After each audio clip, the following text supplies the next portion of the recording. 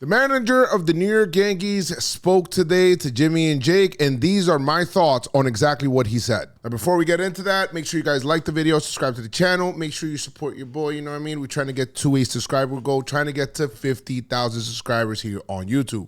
I thought that this was probably one of my most favorite interviews that I've seen Jimmy and Jake do with Boone because of the way that Boone actually was. It seemed like he was open. It felt really candid. And I don't know, there was like a vulnerable element to it. It felt human. It did not feel like it was scripted at all. And it never is, but it just felt like very genuine. First thing I seen here, man, is that Boone seemed like he was defeated. He's not looking to fight back. Like sometimes he gets a little combative in some of these, but he was not looking to fight back at all. There is no ammo to fight back with. I mean, the Yankees have been piss poor for a very long time right now, and they're about to slip out of the playoff race. If they lose this series, they get swept in this series against the Rangers, they will be out of the playoff picture for the first time like all season. Jimmy asked Boone, it feels like you guys are in quicksand, like there isn't anything good that you guys are doing right now, and no matter what, it just feels like no matter what direction you move in, it just feels like you're just going down. I mean, obviously it's been terrible. So, but right now it's like you got to get over that. And no one feels bad for you. No one it's just, and the tough part about it, or the frustrating point about it is I know we have the people to get it done. And in some ways we're doing it some nights. In other ways we're not, and we've got to put it together. The good thing is we have time. I mean, but time is of the essence. Like we gotta play. We gotta go play an extended period of really good baseball where we're racking up wins. But so it's awful going through. But nobody gives a rip about that. We got to get over it. And this isn't feel sorry for yourself. This is go do something about it. And that's what we're trying to do right now. This is a good point from Boone is nobody's going to feel sorry for the Yankees. Yankees have the biggest payroll, like some of the biggest payroll in all of baseball, I think second to the Dodgers, I believe, and no one's going to feel bad for you. That being said, him saying it's go time, like, all right, guys, all this stuff, it's time. And that's kind of like a theme that I got from this whole episode. It's time to go. Like right now is the time to go. But I have some thoughts on that I want to share after he says it, and then, we'll get through there from there.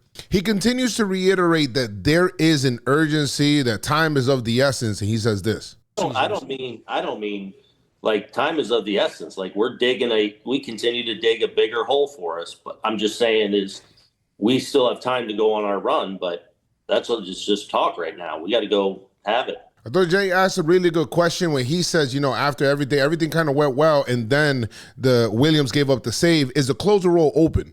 And then Boone says this. We'll talk about that. I mean, the bottom line is all those guys had to pitch an inning last night. So, and because we didn't add on enough, we had to be perfect through there and not give up a run. So,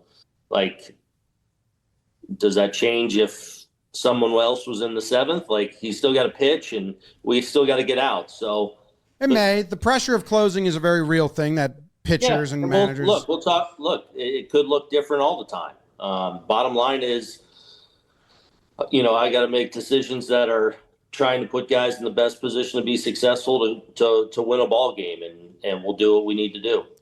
Well, I kind of agree there with Boone. First of all, him saying what he said right there, where he said, "Oh, we're going to talk about that." I think Williams is out as closer. That's what I think. I hope Williams is out as closer. He's got like a 5.10 ERA. He's cooked, bro. Like he's not closer material right there. I think Weaver should get that spot, or you have Bednar. I think that Boone was saying it depends on the situation. I think he's trying to also kind of ease in these guys, I think Bednar and Doval, trying to put them not in lower leverage spots because they're high leverage relievers, but maybe not throw them right away into, hey, you got to close for me right now. I think that should be Weaver's job right now. I think that should be the guy that does it, and maybe Williams should be first out of the pen. But I also get what Boone was saying, because it depends on the situation, who's going back and forth for what's happening there, because you don't know who's available on certain days and who's doing what, or in matchups or whatever. But I honestly don't think that Williams should be closing for this team anymore. I just don't. Jimmy talked about Friday night loss, and he was talking about how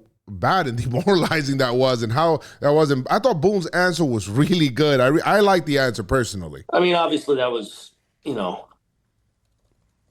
I mean, he's at a loss for words, guys, because this is so crazy. He's looking around. He's looking through the ethos. He's like, yo, bro, I made every right decision on that day, and it didn't freaking matter, bro. It just, sometimes you're just destined. I feel like, that was terrible, but he said, yeah, that shit was terrible, dog. I feel him on that. But you got to move on. I mean, we've got to, as much as you sit in it and it's difficult and you're feeling it, you also have to get over it. And because today, here comes another game for us. Here comes Nate Eovaldi for us, and we got to go out there and get it done. And that's the thing with a 162 game season, bro. It just doesn't stop. It's back to back to back. Like, it keeps going. When things are going good, it's great. It's like, oh, I can't wait to get to the ballpark tomorrow. Like, things are just going great. Things are just flowing great. When things are bad and they flowing like this, like how they flowing with the Yankees, it just feels like every day is blending together. You're finding ways to lose. It's crazy, and it's every day. Baseball is like life, guys. Baseball is like life. No matter what happens, tomorrow is another game, or tomorrow's another day. And that's basically what's happening. Sometimes that could be able to weigh on you, and I think it's affecting them. I think Jimmy asked right now, how did it demoralize the team after that loss, because it was a heartbreaking loss, and did it seep in to the other games? You say that a lot, and memory of a goldfish, the Ted Lasso, move on and get forward. But then also last night you said that you do think that this is getting to the guys, this stretch, that it is weighing on them. And I got to say, as a spectator, obviously I'm not there, I'm not in the ballpark or even in the dugout or clubhouse. That game one in Miami, and then the out at home plate on the send where he was dead, and then the Jazz play. After that, the rest of that game and next game seemed like kind of broken spirited team. Like, it seemed like it was just vibeless and energyless the entire rest of those 13 innings. I want you guys to pay attention to Boone's answer and the way that he answers this. So are there methods? Joe Madden used to bring penguins and magicians, and the 04 Red Sox all took a shot of whiskey and said, fuck this, let's just go. Like, is there anything lineup out of hat? Like, have you reached into a crazy change the mojo method at all? Or is it just because a little bit of that assessment, like, that loss kind of just, being a little disheartening. And that's the part where we've got to, like, okay, screw that. Get over yourself. This isn't feel sorry for yourself time. And part of that is, look, Perez and Cabrera were really good against us, and we just didn't have much going. So that always lends itself to a little lifeless, a little energyless when you get shut down offensively. That being said, there is that's a little bit fair. Like, we need to get to that next level of, I don't care what's going on. I don't care if I've made a mistake, if I've done well in a game, or, like, this is about us, and, like, let's freaking go, and having that next level of, I don't know about anger. Like, I mean, you got to control your emotions in this game, but you got to have that, make sure we have that fire going, especially when you're going through a stretch where you're losing some tough games and you've lost and you've dug yourself a hole. Like, it's not woe is me, feel sorry for it. It's like that burn's got to be there, and it's like, let's go. There's a lot to unpack there, man. He said you got to be able to turn the page. You can't, there's no time to feel sorry for yourself. And to me, this is the way I'm reading it. I'm reading that as there's guys in that room that are getting down on themselves with this thing, and they're not turning the page the right way. Some people might be sulking, some people might, and it's bleeding into the other team. You got to understand, like, as a manager, you probably got to manage all of that stuff. And If that's happening, that's an issue. Because then you're showing up to the ballpark almost like, oh my God. And when things start to go wrong a little bit in a game, it starts to continue to happen and go downhill. That's why, errors and stuff like that seem to compound, because then it'll feel like, oh shit, how are we going to lose today? And you got to be able to just turn that page and be like, all right, well, next, yesterday was yesterday, today. I know Mariano Rivera was really good with that. Like, it was just like, he was just so excellent at being able to turn the page, but not everybody's able to do that. And my biggest problem with the way that the Yankees have managed everything to this point has been like kind of the first, I don't want to call it a disrespect for the regular season, but the first couple of months. And then even when they get into that June swoon, quote unquote, it always feels like they minimize all of these issues, right? Like they'll minimize the losing. They'll minimize some of the mistakes or errors or base running blunders and all of that stuff. And then you're not really on that go mode, right? Like you're not on that go mode. You're not playing with that urgency all the time. And I get it. It's tough to do over 162 because it's 162 one-game seasons. At least that's the way I look at it. But you try to go back and forth. But listen, Paul O'Neill had probably one of the best quotes. I think it was on Saturday, where the Yankees got shut out on that day. He says the Yankees look like they're lacking urgency today. They look like they just did not have the energy today. They look almost demoralized from yesterday. And now hearing it from Boone, it seems that it's true. And I'll tell you what, man, like Paulie said, that's been sticking in my head ever since then. He said, if you play with urgency all the time, you don't need to turn it on to play with urgency. It just becomes how you play. And that to me is like, bro, that's just how it is, bro. And it's like, hey, if I do this, that's just how I do this on my normal everyday basis. It becomes to you almost as natural as like breathing. It's part of your process, right? You don't have to be like, oh, I gotta turn it on now. I gotta play with urgency now, because you've always been playing with urgency. And that's been my problem with the Yankees. Like, it just feels like, oh no, we'll turn it on. Oh, we're fine. Oh, we go through a stretch. Yeah, we'll be okay. We'll pick it up by the time we get into the playoffs. And you never do, man. You develop character traits of the way that you play over 162, and those character traits is what takes you into the playoffs, dog. So Jimmy asks, so how do you turn it on then? Because it's like you guys are looking to turn it on, and it's always felt like the Yankees are always looking towards something to get them going. Oh, I'm looking toward the trade deadline. Oh, I'm looking toward, Judge is returning. Oh, said player's coming back. Or this guy, something like that. And then it always looks like that'll turn us on. Or we're going back home. Or that'll turn us on. Instead of like, all right, we're going to go ahead and do this and now. And then Boone said this. Little things that I'm not going to get into, like nothing Penguin or shot related. Okay. But some things said With Jake's that face on a dartboard. That hopefully do spark something, right? They said that they did something as a team or whatever it is. Maybe not a Penguin, maybe not some of these other things, but they did. We don't know what it is, but it's something like that, and hopefully that helps. Like, we had conversations last night, like hopefully that are along those lines of like that, that quiet burn, like this ain't happening on our dime, on our watch. So, but we need to see it. We need to see it consistently. That's a great point. We need to see that. It needs to happen on a consistent basis, bro. That's just how it is on a day-to-day basis. Jake asked Boone about Judge since he's returning tonight, and he was like, what's the plan with him? Like, we don't really know what the plan is with Judge. He's supposed to be coming back, and he's only going to be playing at DH. He's not going to be playing the field, and that means that Giancarlo Stanton has to go to the bench. They find out what they're going to do with Giancarlo. Is he going to play the field or what? And then Boone had this to say. Yeah, he's DHing today. We'll see about tomorrow. I'm hoping he also plays catch today for the first time.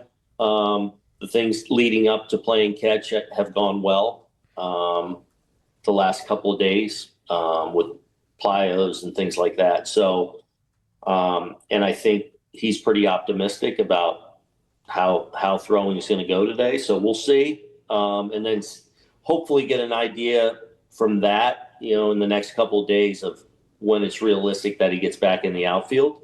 But for tonight, he'll be DHing, and then we'll see about tomorrow. Is Stanton in the outfield to certain stadiums, certain fields? Like, would you? Yeah, probably. I probably wouldn't. I won't. I don't think I'll do it here. But again, G and I will talk about that some today, and just see, what makes the most sense. Kind of just a baseball question. Someone asked me this, and I thought it was a good question. If Judge can only throw at 70%, 75%, what would you rather? The Judge who can run it down but can't throw at full speed? Yeah. Or Stanton who maybe can't run it down but can throw? Judge out there?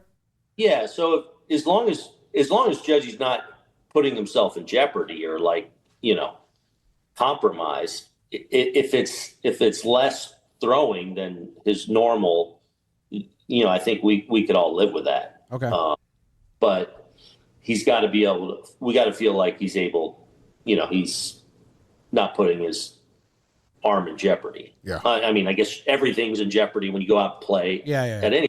But you know what I mean. This is what I got from that. He doesn't want to have Giancarlo out in the outfield in this series. It seems like they just want to pick the right ballpark to be able to do it in, the right kind of matchups to be able to do it in, because if Giancarlo can hit off the bench, that could be a bat as well. And it does seem like Jimmy put a question forward where he was saying that does he prefer a Judge who can be able to go get it and maybe not make the throw, or Giancarlo who maybe can't, get to the ball, but he can make the throw. And it sounds like he's preferring Judge who can get to the ball and then just kind of toss the ball in or whatever it is. And you know what? I agree with him with that. I mean, I don't want Judge to, try to unload a throw or whatever it is and then get hurt. And I mean, what kind of throwing motion was that?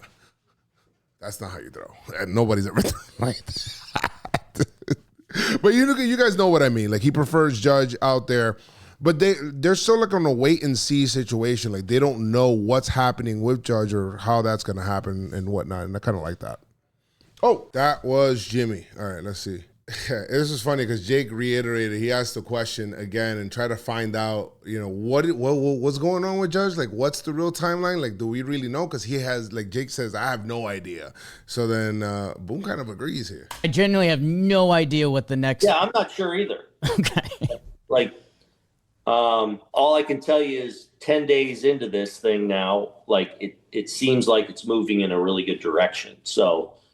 But we'll have a better idea of that over the next couple of days when he does start to throw and see how it responds. And I don't know exactly the timeline. Like, I'll lean on the trainers, obviously, for that, and Aaron, and move accordingly. But first things first. Well, not first things first, because there's been lead up to getting to throw.